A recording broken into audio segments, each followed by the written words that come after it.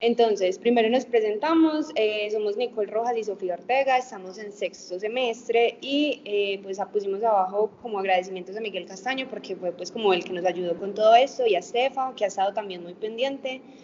Entonces sí, vamos a comenzar. La charla de hoy, como ya todos lo sabemos, síndrome coronario agudo, más enfocado en infarto agudo del miocardio, y la principal guía que usamos fue la de pues, síndrome coronario agudo 2025 de la AJA, pero también pues tomamos como otras referencias para no quedarnos como solo en lo mismo, y también de la ESC. Entonces vamos a dar paso a Nico, que ella nos va a explicar como toda esta parte del cuadro clínico, de qué nos presentan los pacientes, y sí. Listo, entonces, como para darles un contexto acerca de la dinámica que queremos hacer con esta charla la vamos a enfocar como en este caso clínico que vamos a ir resolviendo todos nosotros y lo vamos a ir enfocando más fácil con la charla que vamos a dar. Es el siguiente paciente. Es un paciente de 58 años que su motivo de consulta es un dolor en el pecho desde hace 2 horas. En los antecedentes personales tenemos que tiene una hipertensión arterial de 10 años en tratamiento irregular con enalapril. También tiene un antecedente de tabaquismo de 20 paquetes al año, una dislipidemia conocida que no está en tratamiento. Se conoce que el padre falleció de infarto a los 60 años y no tiene diabetes ni una enfermedad renal conocida. Listo, entonces ahora sí, respecto a la definición de síndrome coronario agudo, tenemos que es un conjunto de manifestaciones clínicas que principalmente suelen ser causadas por la interrupción, sea pues la ruptura o la erosión de una placa aterosclerótica que está inestable de la arteria coronaria. Llegada pues así, conlleva una trombosis parcial o completa que es asociada pues a el infarto con elevación del ST o del ST, que igualmente más adelante también lo vamos a redundar un poquito más. Respecto como a los tipos de infarto agudo miocardio que conocemos pues según la cuarta definición universal del infarto de miocardio del 2018, estos se clasifican en 5 tipos. El primero de ellos es el tipo 1, que es más conocido como un infarto agudo miocardio aterotrombótico y realmente es el más común de todo que conocemos como en la práctica clínica. Entonces, su mecanismo que se da como por la ruptura o la fisura de la erosión de la placa aterosclerótica es más adelante, les vamos a hablar más como de esa parte de la fisiopatología del tipo 1, ya que la guía de este año pues nos regala como una versión en la cual solo vamos a estar abordando este tipo de infarto agudo del miocardio.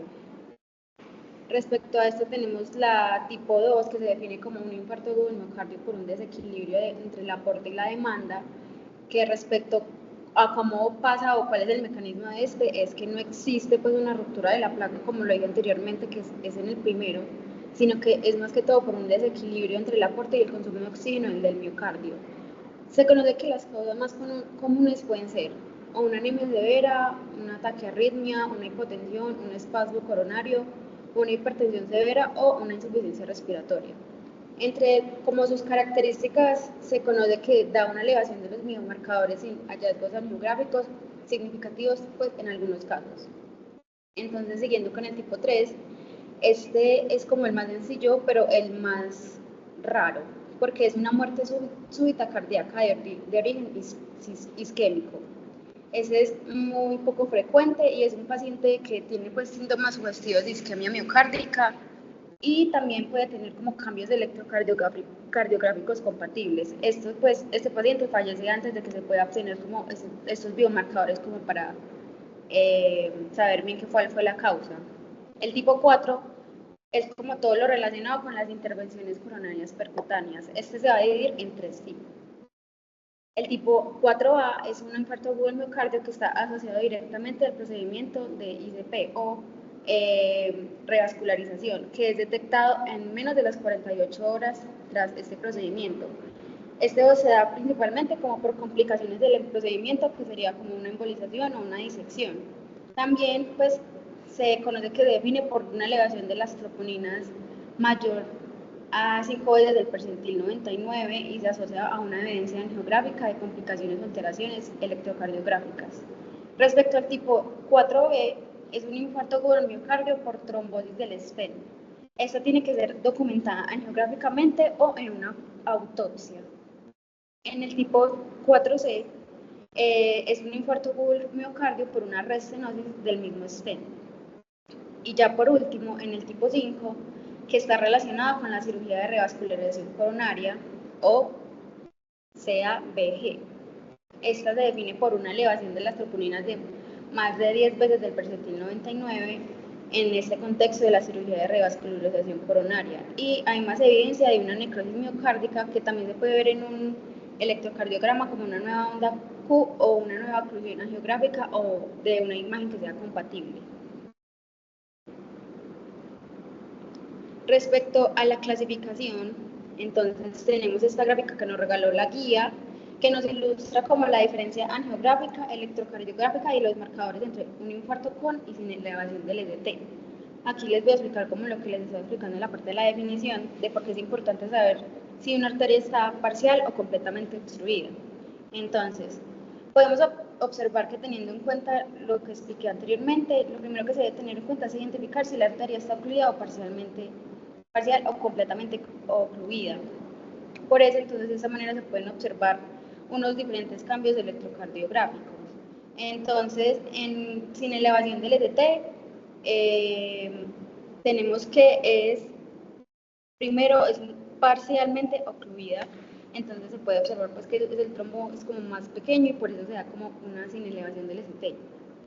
Y en la elevación del ST está completamente ocluida, entonces tiene que ser como una elevación del segmento ST en más de 2 derivaciones contiguas en un electrocardiograma, que Sofi más adelante pues, nos va como a redundar un poquito más de eso.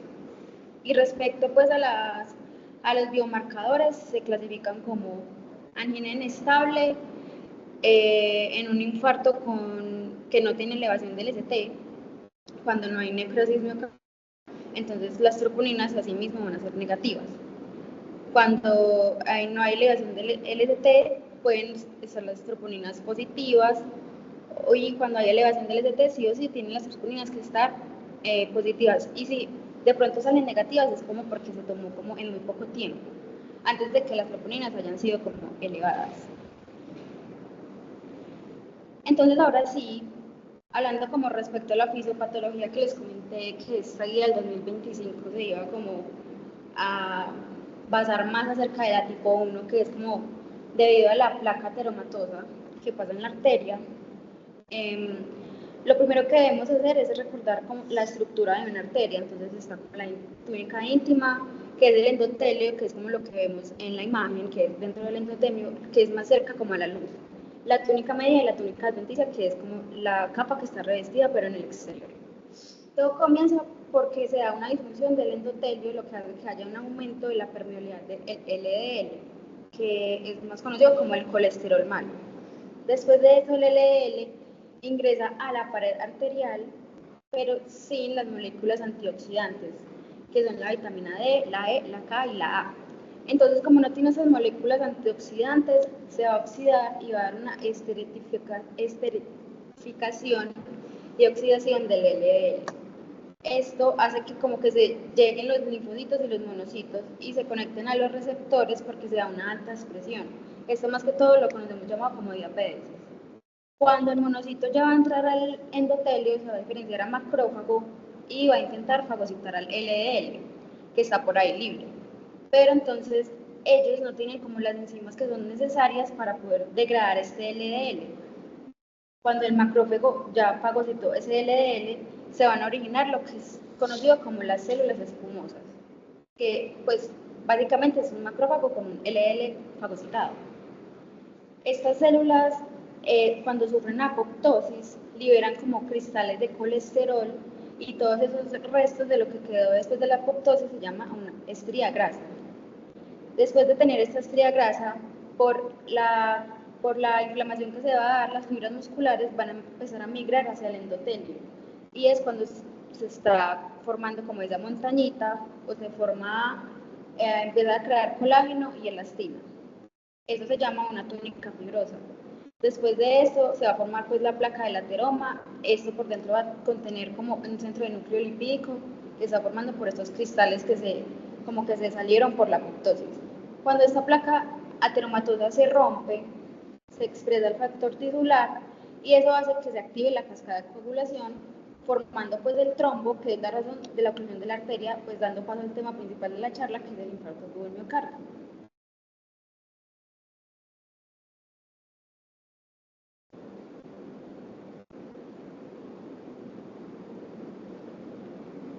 Siguiendo con el caso clínico entonces.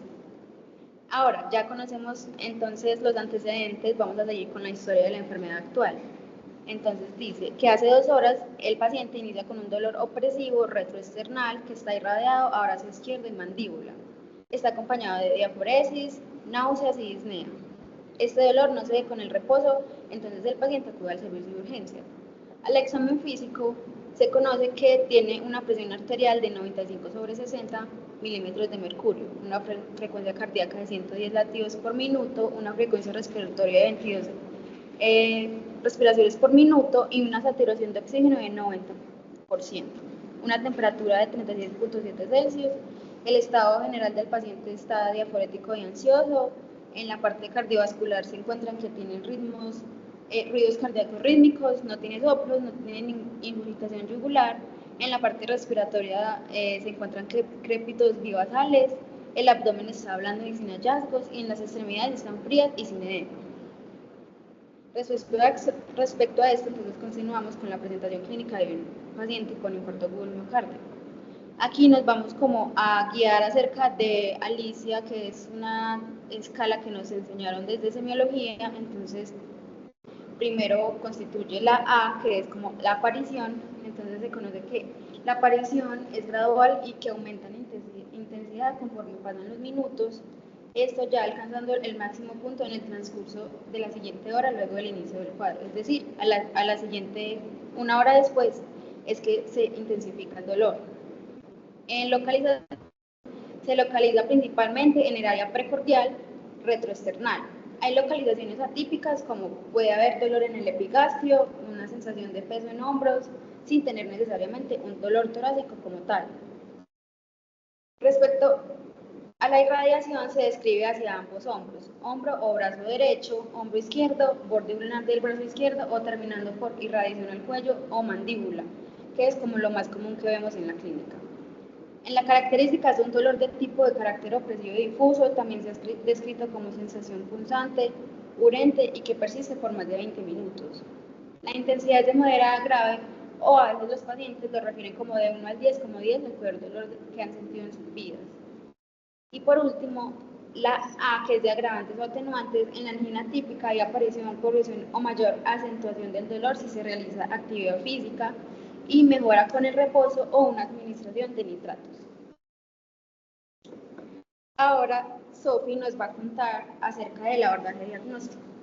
Bueno, entonces, continuando con el caso clínico, estaba pues el médico de turno que le pidió unos exámenes al paciente y lo que salió fue lo siguiente. Entonces, en el EKG se evidenció que el paciente tenía una elevación del ST en D2, D3 y ABF con un infradesnivel recíproco en D1 y ABL. También le pidieron unas troponinas que en general salieron elevadas y le pidieron un hemoleucograma completo, que salió normal, una creatinina sérica que le salió en 1 miligramo decilitro, y sabemos que los valores normales en un adulto son aproximadamente 0,7 a 1,3, entonces damos por hecho que está normal. En el perfil lipídico tenemos un colesterol total de 260 miligramos decilitro, que no es tan bueno porque deseablemente en los pacientes debe ser menor de 200, y una LDL de 170 que igualmente está alta porque su valor normal esperable debe ser menor a 100. Entonces, con estas indicaciones y de la mano con el EKG que vemos en la imagen, vamos a ver que el diagnóstico del paciente va a ser un infarto agudo del miocardio con elevación del ST de cara inferior. Igual más adelante vamos a ahondar y vamos a ver por qué es que es un infarto agudo del miocardio con elevación del ST y pues todas estas indicaciones. Entonces, a continuación vamos a ver cómo es que se aborda al paciente al que le sospechamos del síndrome coronario agudo. Bueno, entonces, las siguientes diapositivas son las tablitas de las recomendaciones que nos da la guía para cada cosa que les voy a ir presentando. La idea es que pues no nos confundamos con esto, sino que las tengan a la mano por si en algún momento las necesitan, pero pues vamos a desglosarlo poco a poco para que sea más entendible para todos. Entonces, con respecto al abordaje prehospitalario, que generalmente no depende de nosotros y que no es el enfoque pues, de la charla en este momento, pero lo vamos a mencionar, que es lo que nos indica la guía muy someramente. Entonces, a los pacientes a los que les sospechamos síndrome coronario agudo, les debemos hacer e interpretar un electrocardiograma de 12 derivaciones dentro de los 10 minutos posteriores al primer contacto con el equipo médico. Si por X o Y razón el EKG no es diagnóstico, lo que nos va a recomendar la guía es hacer EKG seriados. Y más aún si estos síntomas en el paciente persisten o si la condición clínica empeora. Esto porque, muy interesante, porque la guía nos comenta que los EKG seriados identifican hasta un 15% más de casos de infarto agudo del miocardio con elevación del ST. Bueno, estos pacientes con STEMI, que es infarto agudo del miocardio con elevación del ST, que van a estar por fuera del hospital o en su defecto van a estar en una institución sin un servicio de PCI, se deben trasladar inmediatamente a un lugar donde le podamos prestar estos servicios de hemodinamia. Se espera que el tiempo del primer contacto médico a la PCI sea menor o igual a 90 minutos, pero también nos dice que si el traslado es largo o hay algún motivo de más, no puede ser más de 120 minutos porque por cada 30 minutos que nos vamos a demorar, la mortalidad del paciente va a aumentar hasta un 7.5%.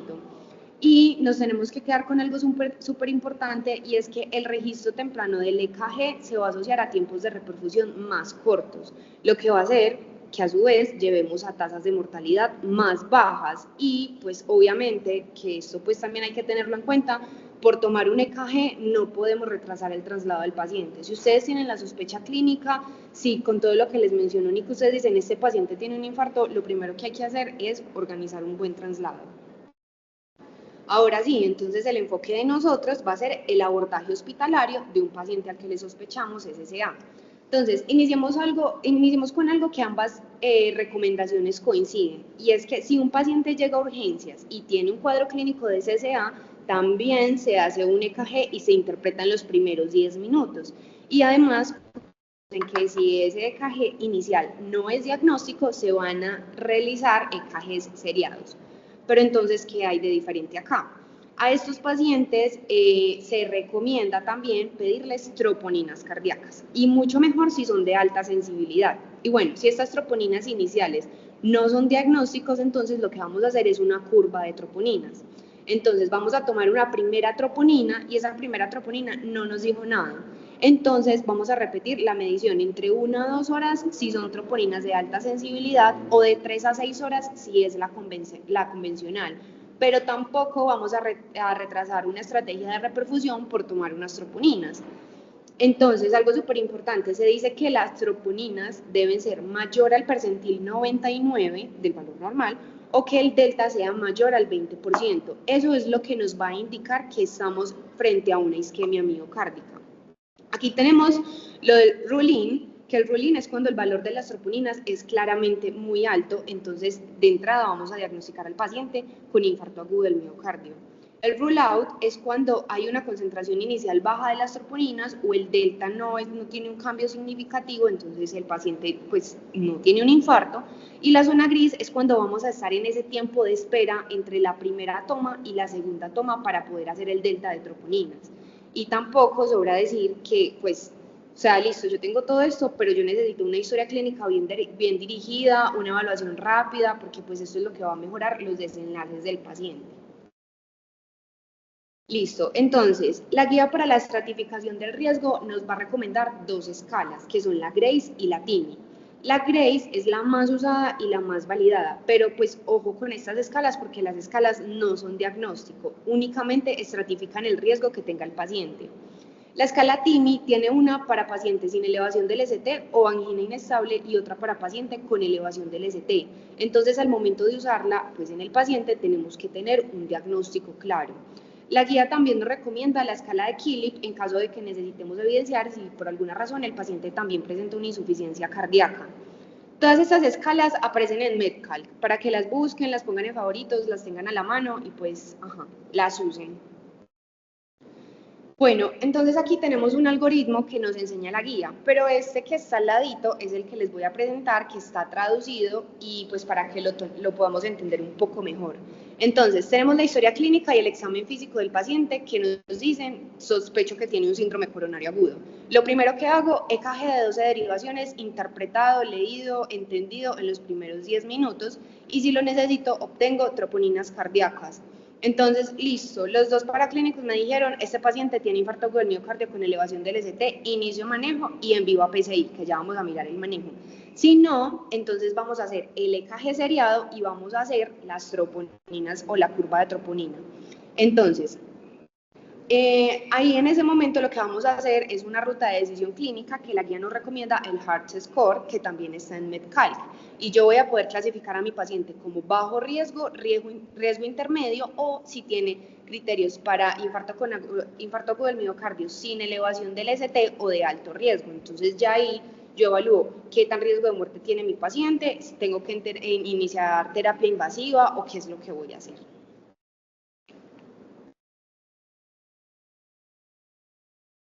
Listo, con electrocardiograma. Esta diapositiva es nada más para recordar un poquito cuáles son las caras del corazón que ven cada derivada del electrocardiograma, pues esto lo aprendemos todos al inicio de la carrera y es básicamente lo que nos va a decir cómo es que, o sea, cuál es el vaso que está dañado. Entonces les dejo este cuadrito, yo pues igual envío las diapositivas para que vean el área cardíaca comprometida, dónde vamos a ver la elevación del ST, cuál va a ser el vaso que probablemente esté isquémico, que tenga la placa ateromatosa, y los cambios recíprocos o los cambios en espejo que podemos ver también pues en cada derivado. Ahora sí, súper importante la elevación del ST. Entonces, según el electrocardiograma, nosotros vamos a clasificar el infarto con elevación del ST o sin elevación del ST. Entonces, acá vamos a ver el infarto con elevación del ST. Entonces, la elevación del segmento ST se mide por el punto J. ¿Qué es el punto J? El punto J va a ser la unión entre el final del complejo QRS y el inicio del segmento ST. Ahí en la grafiquita lo pueden ver. Entonces, se va a considerar que es indicativo de una oclusión coronaria aguda en los siguientes casos. Entonces, una nueva elevación del segmento ST que se va a medir con el punto J en al menos 2 derivaciones contiguas. Esto es muy importante. Entonces, mayor o igual a 2,5 milímetros en hombres menores de 40 años. Mayor o igual a 2 milímetros en hombres mayores o con 40 años. Y para las mujeres, independiente de su edad, 1,5 milímetros en derivaciones B2 y B3. También elevación de 1 milímetro en las otras derivaciones, pero pues tenemos que tener cuidado porque esto tiene que ser en ausencia de que el paciente tenga una hipertrofia ventricular izquierda o que haya un bloqueo de rama izquierdo. Y cuando tenemos un infarto sin elevación del ST, entonces pues ¿qué es lo que vamos a ver? Uno cómo sabe. Entonces, lo vamos a diferenciar. Primero, un infarto sin elevación del ST de una angina inestable, porque en el infarto sin elevación del ST sí va a haber daño miocárdico. Y esto nos lo va a evidenciar las enzimas cardíacas, que en este caso son las troponinas, como lo mencioné previamente. Entonces, si no hay una elevación del ST, ¿qué vemos? Podemos ver un infradesnivel del ST. Lo vamos a definir como un punto J deprimido en mayor o igual 0,05 milímetros en B2 o en B3. También mayor o igual a 1 milímetro en el resto de las derivaciones, y esto también va a estar seguido de un segmento ST horizontal o que va descendiendo durante más de 0,08 segundos en una derivación que no sea ABR. También podemos encontrar una inversión de la onda T. La inversión de la onda T la vamos a definir como mayor a 1 milímetro en 5 o más derivaciones, considerando todas las derivaciones excepto ABR, pero mucho cuidado porque esta puede tener diagnósticos diferenciales. Por ejemplo, un bloqueo de rama derecha, los pacientes que usan digoxina, también un aumento de la PIC o incluso hasta el hipotiroidismo. Y tenemos una onda Q patológica. Esta onda Q patológica lo que va a indicar va a ser necrosis miocárdica y la vamos a ver comúnmente en los pacientes que ya tuvieron un infarto previo, es decir, es como la cicatriz en el corazón que dejó un infarto anteriormente. La vamos a considerar patológica cuando es mayor al 25% del QRS o, por ejemplo, en el caso de la imagen de la derecha, que es la que vemos acá en rojito, hay un QS, lo amplié mucho, perdón. Es un QS, eso de una ya es significativo. También, ojo, porque en ABR a veces pueden haber Qs profundas y en D3 y B1 a veces hay unas Qs pequeñas que pues realmente pueden ser normales.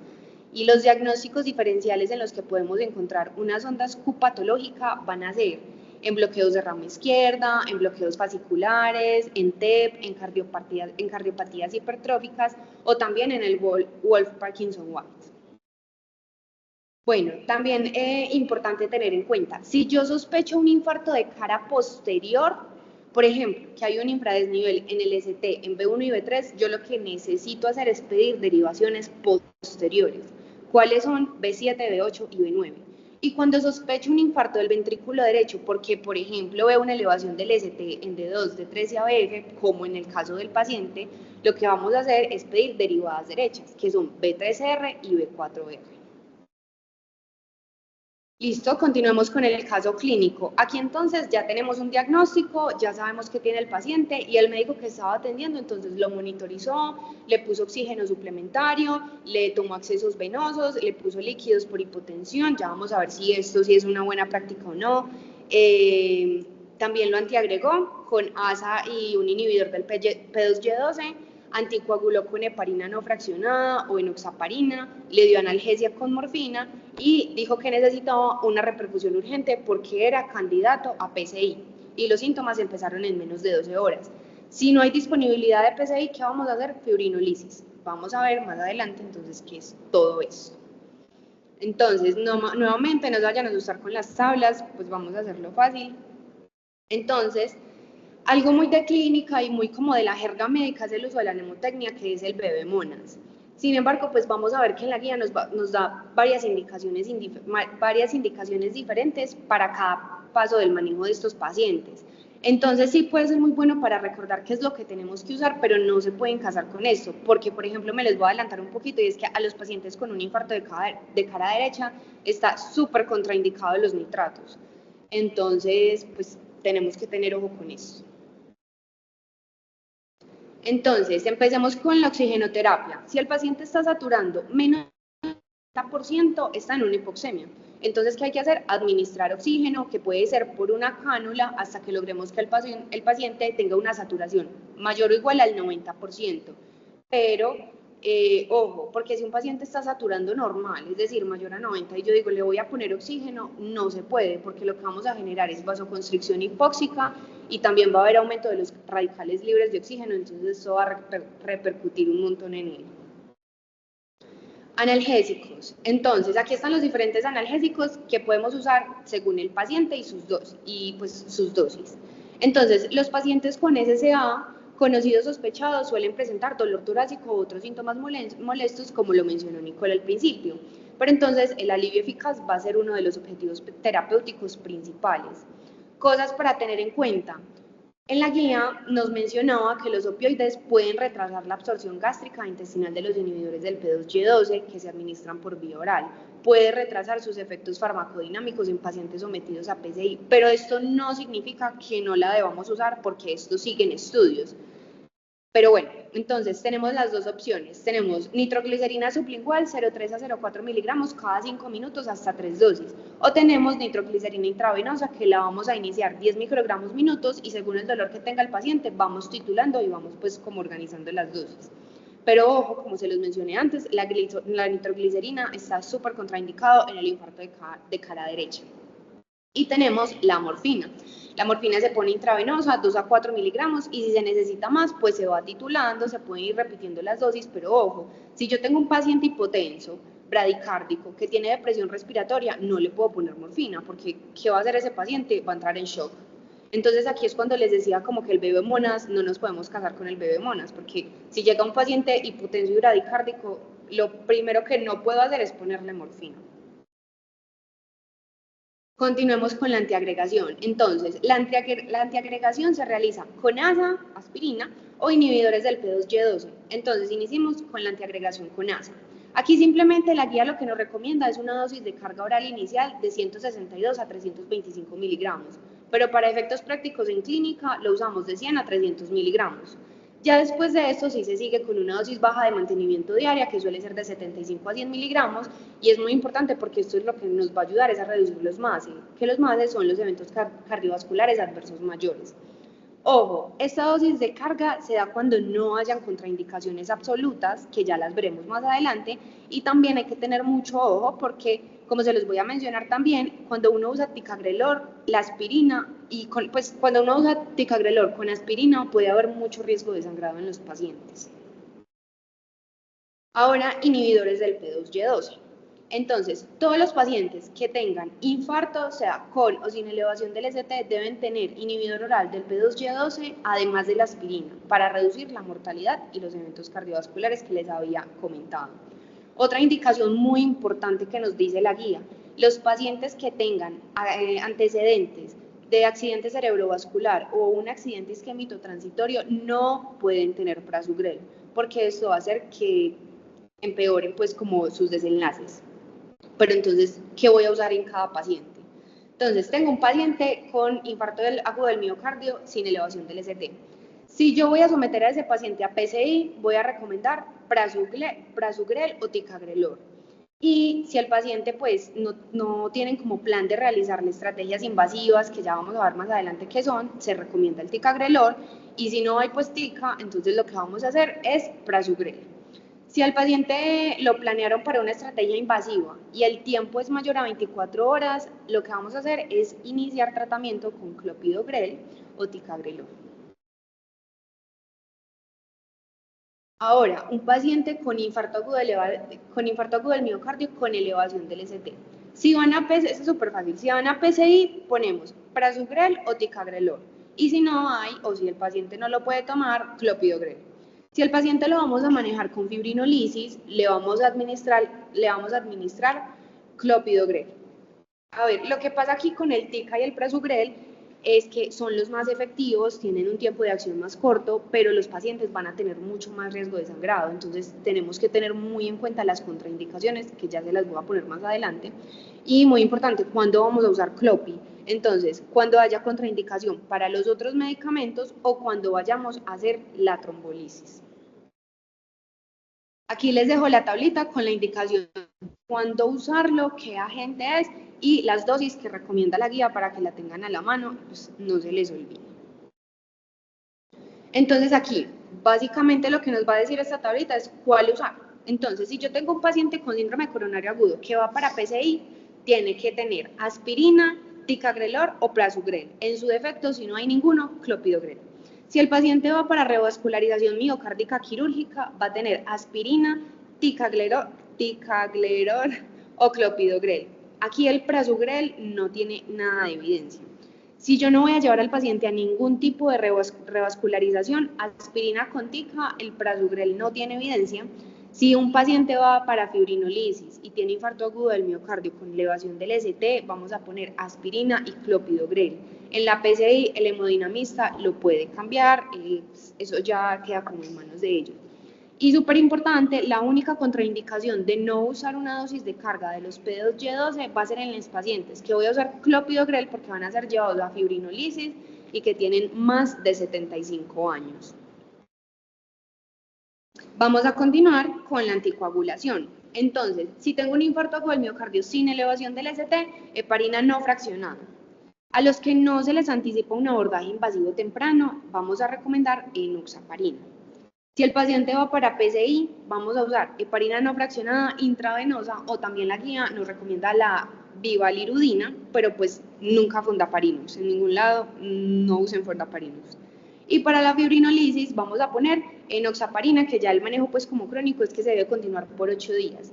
La enoxaparina es la mejor opción, la verdad. Es la más usada en clínica y lo que hacemos es poner 1 miligramo kilogramo cada 12 horas y si el paciente tiene una tasa de filtración glomerular menor a 30 cada 24 horas, de igual forma pues en la diapositiva van a estar todas las dosis. Aquí están todas las dosis, como de todo para que la tengan a la mano. Listo, terapia hipolipemiante. Entonces, lo más importante es que a los pacientes con síndrome coronario agudo se les recomienda terapia con estatinas de alta intensidad. En los pacientes que tienen síndrome coronario agudo, que ya tienen una dosis máxima de estatinas, que tienen una LDL mayor o igual a 70, se puede añadir otro agente hipolipemiante no estatina, por ejemplo, el ezetimibe. Igual, esos agentes hipolipemiantes no estatinas son los que están en esa tablita. Entonces, el ezetimibe, el evalocumab y pues, todos esos. Entonces, listo, ponemos una estatina de alta intensidad. ¿Cuáles son las estatinas de alta intensidad? Atorvastatina, 40 a 80 miligramos, o rosuvastatina, 20 a 40 miligramos. La terapia hipolipemiante la debemos iniciar desde el momento en el que yo sospecho el síndrome coronario en el paciente. La guía nos dice que en menos de 24 horas se empieza a tener un efecto en las fracciones lipídicas, entonces pues importante tenerlo en cuenta. Y si el paciente nunca ha recibido estatinas en su vida, se inician las estatinas de alta intensidad y también la terapia combinada con el ezetimibe. Si el paciente ya venía tomando estatinas de alta intensidad, entonces le evaluamos el LDL. Si el LDL está menor a 55, continuamos normal. Si está mayor a 55, se le añade la terapia más, como el ezetimibe, e incluso también recomiendan los inhibidores de la PCSK9. Y si es intolerante pues a las estatinas, iniciamos un manejo con hipolipemiantes sin estatinas. Beta bloqueadores. Bueno, en los pacientes con síndrome coronario agudo que no tienen contraindicaciones, la guía nos recomienda un inicio temprano, es decir, menor en 24 horas, de los beta bloqueadores de terapia oral. En general, la evidencia nos sugiere pues, una dosis baja de beta bloqueador y se debe ir titulando pues, lentamente según lo permita, muy importante, la presión arterial y la frecuencia cardíaca del paciente. Porque su uso se tiene que suspender en caso de que haya nuevos o síntomas empeorados de insuficiencia cardíaca o que incluso el paciente tenga signos de choque cardiogénico. A los pacientes con infarto agudo del miocardio con elevación del ST hemodinámicamente estables, sin insuficiencia cardíaca aguda, los betabloqueadores intravenosos se pueden administrar antes de la reperfusión si hay síntomas en curso o si tienen pues como la indicación clínica clara. Sin embargo, la evidencia no nos va a respaldar el uso rutinario del betabloqueador antes de la PCI, porque hay, pues como la guía nos menciona, que hay como resultados inconsistentes con respecto a si tiene algún efecto favorable en el tamaño del infarto o en los desenlaces clínicos, pero es súper importante. Si yo tengo un paciente bradicárdico, no lo puedo betabloquear, voy a hacer que entre en shock. Entonces, para que tengan muy presente eso. Bueno, aquí en esta diapositiva y la guía nos habla de los inhibidores del sistema renina-angiotensina-aldosterona. Entonces, ¿cuándo los vamos a usar? En pacientes que tengan alto riesgo de síndrome coronario agudo, que tengan una FeBI menor o igual al 40%, hipertensión arterial, diabetes mellitus o infarto agudo del miocardio con elevación del ST anterior. Se indica un inhibidor oral de la enzima convertidora de angiotensina o IECA o un bloqueador del receptor de angiotensina, un ARA2, para reducir la mortalidad. Eso es como pues lo más importante que nos dice la guía sobre el uso del sistema renina-angiotensina. Ahora, ¿qué es el manejo definitivo del STEMI? ¿Qué es la PCI? Entonces, la PCI primaria o intervención coronaria percutánea primaria va a ser un procedimiento de angioplasia coronaria con un balón o una colocación de un stent. Entonces, se realiza como tratamiento inicial de elección en pacientes con infarto agudo del miocardio con elevación del ST sin que haya fibrinolisis previa. Lo que nos menciona a nosotros mucho en el área de urgencias es como si usted va a mandar a un paciente a PCI, pregúntele al hemodinamista si lo fibrinoliza o no, porque eso pues puede ser como un problema ya más grande para ellos. Entonces, ¿cuándo está indicada la PCI? Entonces, si un paciente le iniciaron los síntomas en menos de 12 horas, está súper indicada la PCI. Si un paciente está en choque cardiogénico o tiene una inestabilidad hemodinámica, PCI. Si los síntomas van de 12 a 24 horas, que ya es un tiempo prolongado, también es razonable hacer una PCI.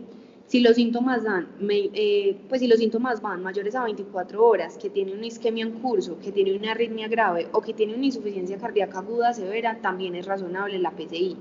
Pero cuando no, pues no voy a mandar a un paciente a PCI si está estable, si está sin complicaciones, mayor a 24 horas y que el tratamiento le está funcionando súper bien. Trombolisis. Entonces, la trombolisis se hace más que todo en los hospitales que no tienen capacidad de PCI. Entonces, si tenemos una PCI primaria que no se puede hacer en menos de los 120 minutos, lo que vamos a hacer es dar la fibrinolisis. Si lleva menos de 12 horas de los síntomas, no tiene contraindicaciones, vamos a hacer la fibrinolisis. Si lleva de 12 a 24 horas de los síntomas, entonces lo que vamos a hacer es transferir a un hospital de PCI, pero la guía nos dice que no hagamos una fibrinolisis de rutina. Y si solo hay un infradesnivel del ST, a salvo de que yo tenga una sospecha de un STEMI verdadero, no voy a usar la fibrinolisis. ¿Cuáles son los agentes recomendados para hacer esta fibrinolisis? Entonces van a ser la tenecteplasa, la reteplasa y la alteplasa. La que yo he escuchado que más se usa en clínica aquí es la alteplasa. Y muy en cuenta que la dosis, se está ahí abajo de la tablita pues para que queden con ella, es según el peso. Ah, bueno, y también tenemos la streptokinasa, pero la streptokinasa pues ya está como descontinuada. Aquí entonces tenemos la lista de las contraindicaciones relativas y absolutas que tanto les hablé. Esta lista de contraindicaciones es muy importante tenerla a la mano porque pues realmente uno no se alcanza a aprender como todo, a recordar todo. Entonces, también muy importante que tengan en cuenta que en casos en los que el paciente está muy mal y necesitamos hacer algo para allá literal, las contraindicaciones absolutas pueden pasar a ser relativas y podemos pasar a enfocar el paciente de una manera diferente. ¿Y cuándo no? ¿Cuáles son las contraindicaciones relativas para un abordaje invasivo rutinario del síndrome coronario agudo? Entonces, cuando el paciente tenga un alto riesgo de sangrado con doble terapia antiplaquetaria, en una trombocitopenia severa, en una enfermedad renal avanzada, en falla renal aguda, si el paciente tiene una expectativa de vida limitada menor a 1 o 2 años, si el paciente tiene una demencia avanzada, si hay una anatomía coronaria conocida que va a excluir la PCI o una cirugía de revascularización coronaria, que es la CABG, y según lo que prefiera el paciente. Bueno, y ya para ir concluyendo la charla, entonces Nico va a volver y les va a explicar todas las complicaciones que podemos tener en el caso después del síndrome coronario agudo y a qué nos puede conllevar todo esto. Listo, entonces. La primera complicación que vamos a tener en un infarto agudo del miocardio van a ser las complicaciones mecánicas. Aunque ocasionalmente estas se detectan de forma incidental, estas complicaciones mecánicas suelen presentarse con un dolor torácico recurrente o refractario, o también puede ser un nuevo soplo acompañado de una insuficiencia cardíaca desproporcionada. También puede haber un shock cardiogénico o una muerte súbita cardíaca en la presentación clínica durante la primera semana tras un infarto agudo del miocardio. Dicho esto, la terapia de reperfusión oportuna ha reducido la incidencia de complicaciones mecánicas, pero se debe mencionar que la corrección quirúrgica definitiva es con frecuencia el tratamiento de elección.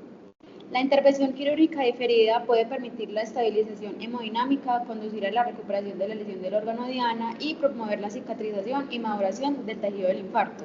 Esto pues podría facilitar una recuperación definitiva.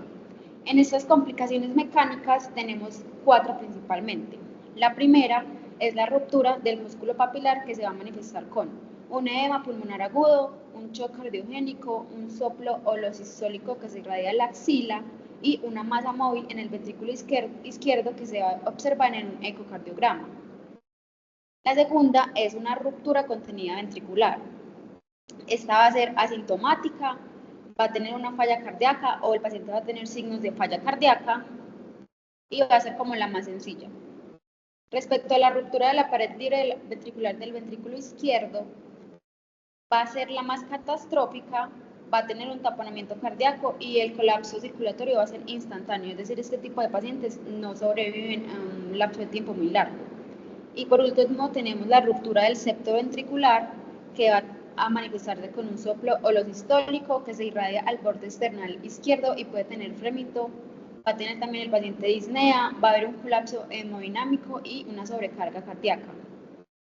Estos se diferencian básicamente solo por su presentación clínica, ya que cada uno de ellos tiene como diferentes manifestaciones clínicas muy pronunciadas, y es importante mencionar que en algunos pacientes con complicaciones mecánicas de síndrome coronario agudo pueden ser considerados para un trasplante cardíaco o un dispositivo de asistencia ventricular izquierda duradero como estrategia de tratamiento primario o de rescate para mejorar la supervivencia de estos pacientes. Respecto a las complicaciones eléctricas, Como las arritmias ventriculares, estas son muy frecuentes tras un síndrome coronario agudo y son más aún frecuentes en pacientes con una FEBI reducida. En cuanto a estas, tendremos en cuenta las taquiarritmias y las bradiarritmias. Respecto a las taquiarritmias, se dice que como prevención primaria en estos pacientes que tuvieron un infarto agudo del miocardio, se recomienda una implantación de un desfibrilador automático implantable. Estos tienen que ser unos pacientes que son seleccionados, que van a tener pues una FEBI mayor al 40% y al menos 40 días después del infarto, o al menos que estén 90 días después de la revascularización percutánea para reducir su mortalidad. Segundo, tenemos a la prevención secundaria, que es en pacientes post síndrome coronario agudo. Se tiene que dar una implementación de un desfibrilador cardioversor implantable, un DCI. Esto es razonable para pacientes con arritmias ventriculares clínicamente relevantes mayor a 48 horas, es decir, que presenten una taquicardia ventricular sostenida o una fibrilación ventricular que ocurrieron fuera de la fase hiperaguda. Que la fase hiperaguda es que no han tenido arritmias transitorias del periodo isquémico o después de la reperfusión inmediata.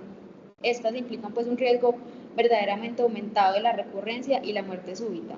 Estas tienen que estar dentro de los 40 días posteriores a haber tenido un infarto al miocardio para que la supervivencia sea mucho mejor.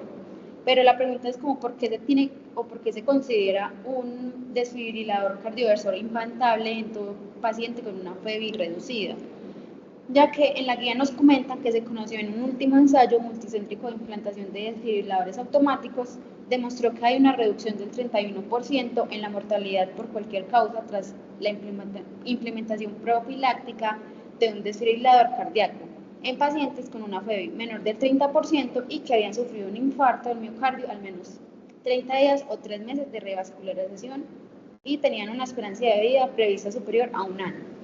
También este artículo demostró el beneficio de la mortalidad con la implantación profiláctica de un DCI en estos pacientes con una FEBI inferior al 35% y con unos síntomas de insuficiencia cardíaca tipo 2 y tipo 3 según la NIJA, así como también en pacientes con taquicardia ventricular inducible o fibrilación ventricular con una FEBI inferior al 40%. Es decir, en la guía nos hablan acerca ya como de menor del 40%, pero en otros artículos, más que todo, se habla desde una FEBI menor del 30%, para que la población sea más extensa. Entonces, en general, en las complicaciones arrítmicas, aumenta la movilidad y la mortalidad en un paciente tras un síndrome coronario agudo. Estos pacientes que presentan un IAM con una FEBI reducida del menos del 40% tienen pues un mayor riesgo de una fibrilación auricular, de nueva aparición en unas bradiarritmias y arritmias ventriculares. Este riesgo parece ser mayor pues, en aquellos pacientes que no se revascularizan ni reciben un tratamiento fibrinolítico en comparación a aquellos que se someten a una intervención coronaria percutánea. Por otra parte, entonces tenemos las bradiarritmias. Estas se clasifican en aquellos pacientes que presentan pues, un IAM con una evidencia sostenida de un bloqueo AB de segundo grado tipo MOVIX 2, un bloqueo AB de alto grado, un bloqueo de rama alternante y un bloqueo AB de tercer grado persistente o infranodal. Esto sí o sí está indicada la implantación de un marcapasos permanente, ya que se ha observado que esta inserción del marcapasos temporal en el contexto de un síndrome coronario agudo en pacientes con estos tipos de bloqueos auriculoventriculares de alto grado y otras indicaciones de marcapasos mejoran su supervivencia tras el alta. De hecho, se recomienda pues la inserción de un marcapasos permanente en caso de bloqueos auriculoventriculares de alto grado no resueltos que persistan más de 72 horas según las indicaciones. Ahora entonces tenemos otra complicación que es la pericarditis. Esta pericarditis se diagnostica solamente si el paciente tiene un dolor tipo pleurítico más el cumplimiento de los siguientes criterios diagnósticos. El primer criterio diagnóstico es un frote pericárdico. Su característica, pues que es un sonido áspero, de vaivén, es semejante como pasar un cuero contra otro cuero o frotar nieve. Eso se puede escuchar pues con el estetoscopio. El segundo criterio es una evidencia electrocardiográfica. Se va a observar una elevación difusa del ST de concavidad superior, que se ve como si fuera una sonrisa, y una depresión del PR. Estas sobre todo se observan derivaciones precordiales y en la cara inferior, que realmente es un reflejo de la inflamación auricular. El tercer criterio característico es un derrame pericárdico nuevo o creciente que se va a observar en una ecocardiografía. La ecocardiografía puede mostrar pues, el acúmulo de líquido pericárdico que está rodeando el corazón. Este hallazgo es relevante cuando es nuevo o se ve en aumento, ya que refleja la inflamación activa. Entonces, la pericarditis se puede presentar en la primera etapa de un infarto del miocardio, suele aparecer como del primero al tercer día después del evento transmural, y se presume que es una naturaleza inflamatoria debido a la necrosis miocárdica adyacente. Estos casos de pericarditis temprana suelen ser transitorios y tienen una duración de varios días, pero ellos se resuelven con una terapia conservadora. En la guía nos mencionaban que podíamos administrar acetaminofén como para el alivio sintomático. La segunda forma de pericarditis puede presentarse semanas después de un infarto del miocardio, que eso se conoce más que todo como el síndrome de Dressler, y se cree que es inmunomediada como respuesta a la irritación o al daño pericárdico. Si estos síntomas persisten, a pesar del tratamiento de soporte estándar en la pericarditis temprana y en cualquier pericarditis tardía, se pueden usar aspirinas a dosis altas cada 6 a 8 horas hasta que esos síntomas reduzcan. También la guía dice que debemos considerar el uso de colchicina para reducir los síntomas y disminuir el riesgo de recurrencia.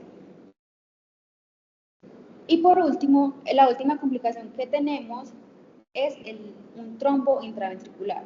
Este trombo del ventrículo izquierdo suele presentarse en un contexto de un infarto agudo del miocardio con una elevación del segmento ST y que sea anterior, y puede provocar complicaciones tromboembólicas como un ictus o una embolización sistémica. Los pacientes que tienen mayor riesgo a un trombo en el ventrículo izquierdo incluyen aquellos que han tenido un infarto agudo del miocardio con elevación del segmento ST anterior que afecta la arteria descendente anterior izquierda. También en unos pacientes con una FEBI del menos del 30% y pacientes con tiempos de reperfusión prolongados, es decir, que su terapia de revascularización se prolongó mucho o no se la hicieron muy rápido. En cuanto al diagnóstico de este trombo ventricular, el ecocardiograma es la técnica de imagen que es más recomendada para el diagnóstico, dada su amplia accesibilidad y bajo costo. También se considera pues, la resonancia magnética cardíaca más sensible para la detección de trombos en el ventrículo izquierdo y puede considerarse cuando existe una alta sospecha clínica y los resultados del ecocardio no son concluyentes. Es importante mencionar que los trombos en el ventrículo izquierdo pueden formarse más tarde durante pues, la hospitalización o de hecho después de la alta.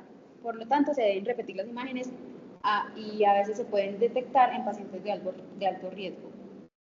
Entonces, hablando un poco del tratamiento, la mayoría de estos pacientes con trombos en el ventrículo izquierdo requieren anticoagulación durante un periodo de 3 meses, siendo este el momento en el cual se puede volver a doblar la presencia del trombo residualmente y la repetición de las imágenes, como lo dije anteriormente, para determinar si se justifica un tratamiento más prolongado o si se termina ahí.